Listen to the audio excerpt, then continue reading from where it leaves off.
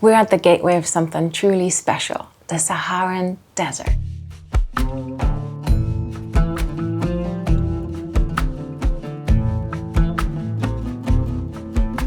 Our Moroccan road trip is nearing its end, and I think we've definitely saved the best for last.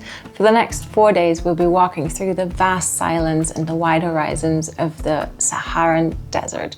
Just us, our 2 dogs, 2 camels, and thankfully, some people who actually know the way. Although I have heard that some crazy folks cross the Saharan desert entirely on their own. But more about that later in this video. Hey, I'm Nika and this is Floh, and we're currently on an epic road trip through Morocco. We've already explored the historic cities of Meknes and Fez, met some cheeky monkeys, hiked the Toda Gorge and the Dades Valley, and made our way all the way south to Mamid, our starting point for an off-the-beaten-path desert adventure. In the last episode, we already revealed 2 of the 5 things that caught us completely off guard in Morocco. And in this one, we'll share the last 3 with you. Ready to head into the desert? Good morning. It's freezing. Dogs are already up and playing. Wow, I just washed my face and it was freezing cold water. Floh's already made up for the day. His desert swag. Now we're just gonna repack our bags just not to take too much stuff with us into the desert. Have some breakfast and off we go. While we packed our bags, Yahya and Hussein were busy getting the camels ready, loading up water, food, cooking gear, 2 tents, and many, many blankets. Everything we will need for the next 4 days strapped to those gentle giants. I think the camels are nearly packed. They're definitely bigger than I thought when they stand up. They look so small when they're laying down. Luckily, they seem to be fairly used to dogs because there's a couple of dogs around here. I think they're testing their packing, seeing if it's even or if it's holding. Yalla! Yalla! To Sahara! Yahoo! Welcome on!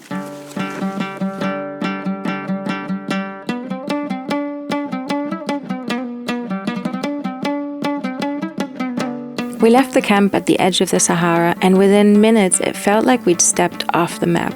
Suddenly we were in the middle of nowhere, completely alone. No sounds except the whisper of the wind, no people, no buildings, just small windswept dunes stretching to the horizon. A few camel prints in the sand were the only clue that anyone else had passed this way before. I'm amazed how many plants there are, and different kinds of plants. This is desert arugula. It smells like arugula. I'm not 100% sure, so I'm not going to eat it. Maybe I'll eat a little bit. Tastes a little bit like arugula. When I pictured the Sahara, I imagined endless sand and silence. But to my big surprise, we found ourselves walking through wide patches of green, soft yellows and pale purples, and even desert melons stretching across the ground, like stubborn little veins refusing to give in. The camels were absolutely thrilled with the unexpected buffet the desert laid out to them. And when we found a patch of shade for our lunch break, we were just as grateful. Turns out, after an unusual rainy autumn, even the Sahara has a season of color.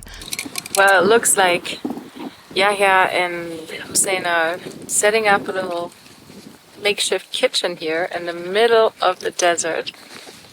We're sitting on a carpet and some blankets. Flo and I used to work in tourism as well, so it's kind of bizarre to be the ones being catered to and not being the ones catering. We were worried if it was maybe a little bit too much for the dogs to go hiking every day and then go into the desert. But they seem to have enough energy left to fight over some sticks. So after they played like 2 hours this morning with the other dogs, I think they have a plethora of energy left. After an amazing desert lunch, it was time to move again. We set off with the sun now hanging low in the sky, walking straight into its golden light. Our shadows stretched long across the sandy ground, and the rhythm of our footsteps fell back into sync with the silence. This part of the day felt almost dreamlike, like time had slowed down just enough to take it all in. There's a bunch of camels grazing in the dunes. For people here, it's probably like seeing cows and they're like, what the heck is so special about those camels? But I find them pretty amazing. There's another one just standing there. They just look like postcards. And I think we lost our camels. But, you know, it's just a desert. I was just talking to the camera and I just switched off the camera. And then there was this old camel baby laying there. I think it just came out. Oh my god. Hey, walk. Ja, wahrscheinlich gleich so, geht's noch? Da kommt die Mutter, da kommt die Mutter, da kommt die Mutter! From a nearby dune, Yahya had spotted us. Mama Camel safely reunited with her baby, and we were catching up to our own caravan. The sun was dipping the dunes in golden light, painting everything with that soft end-of-the-day glow. And as we walked the final stretch toward our camp, I felt a quiet excitement settling in. Spending a night in the desert, just us, the dogs, and this endless sky was something I'd been looking forward to the entire trip.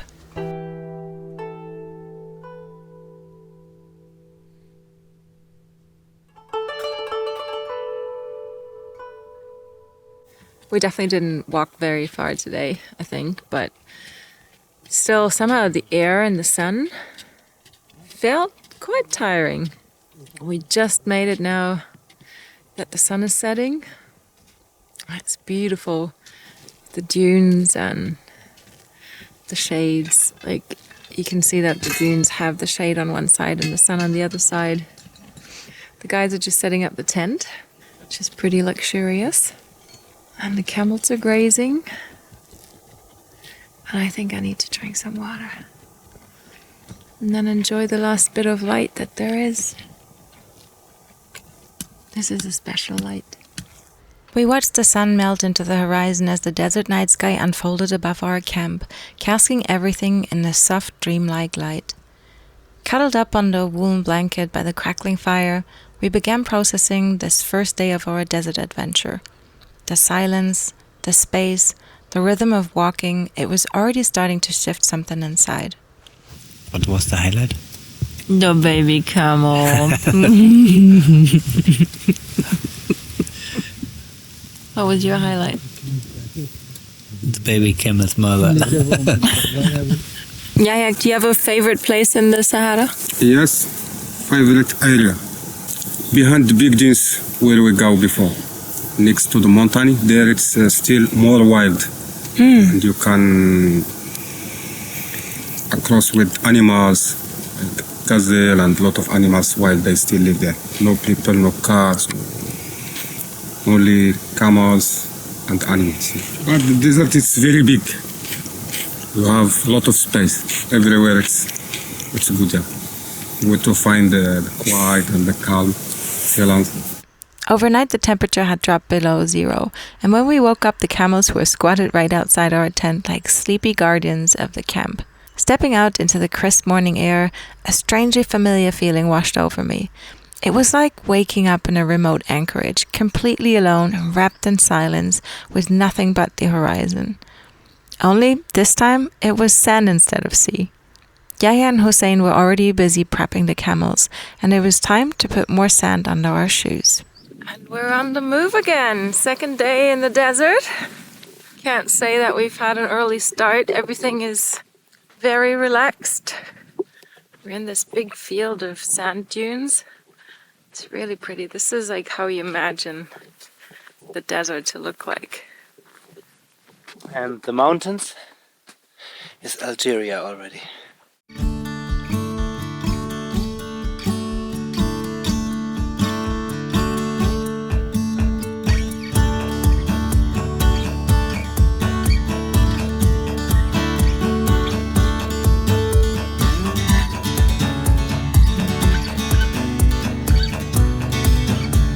Being here in the Sahara with Floh isn't just a vacation.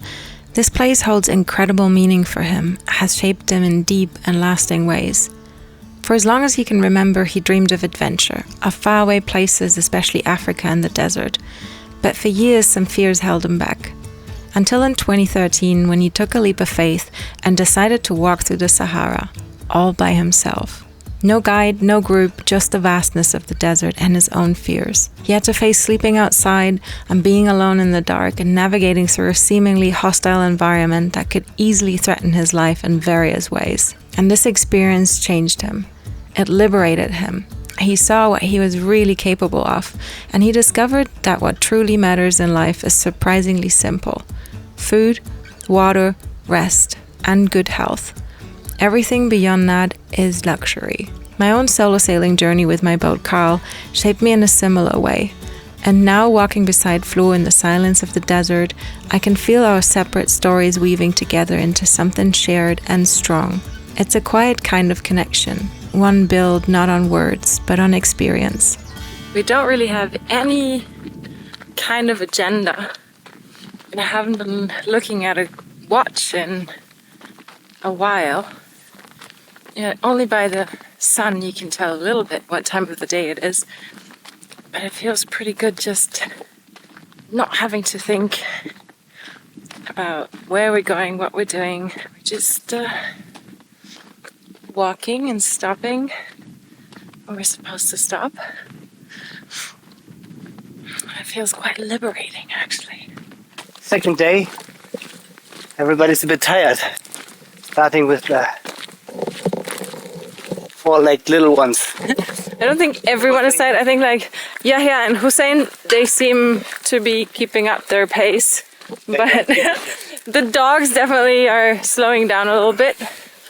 And the gap between the camels and us has gotten bigger. And I think Yahya is just scoping out a place to stay.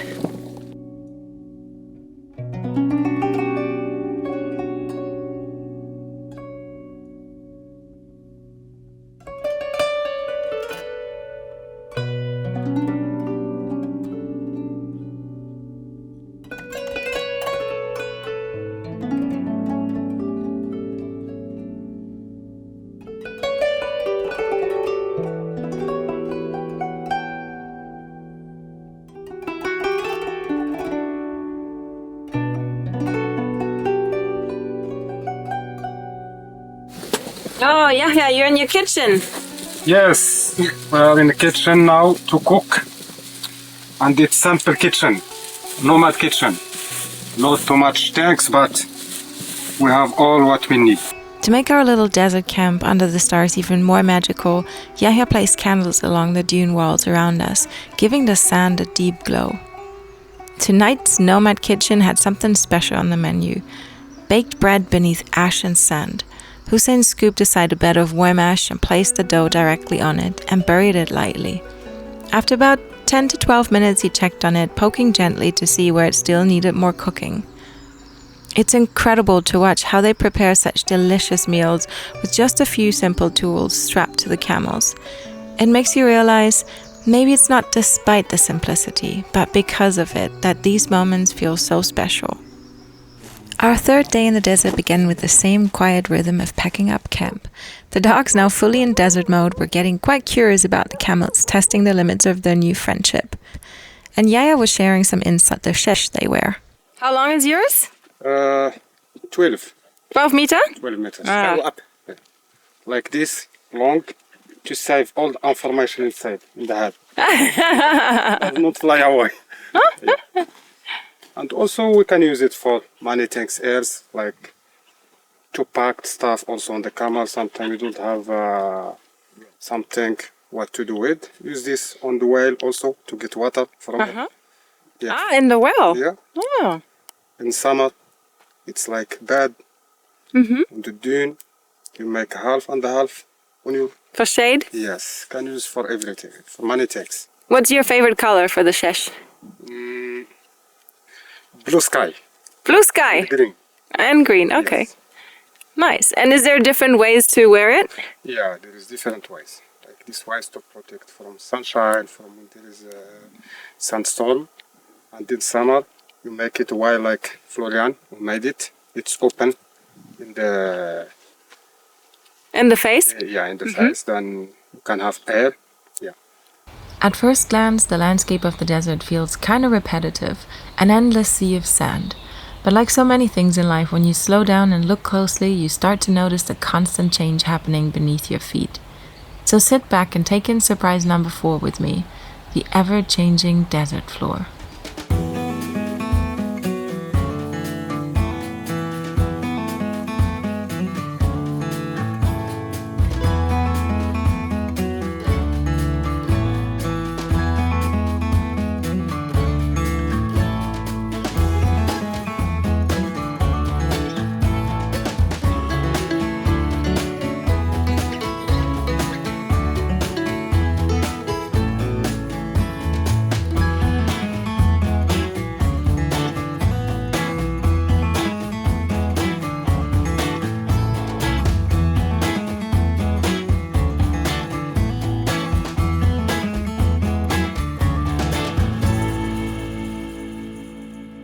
In German, you call a camel Wüstenschiff, which is like a desert ship.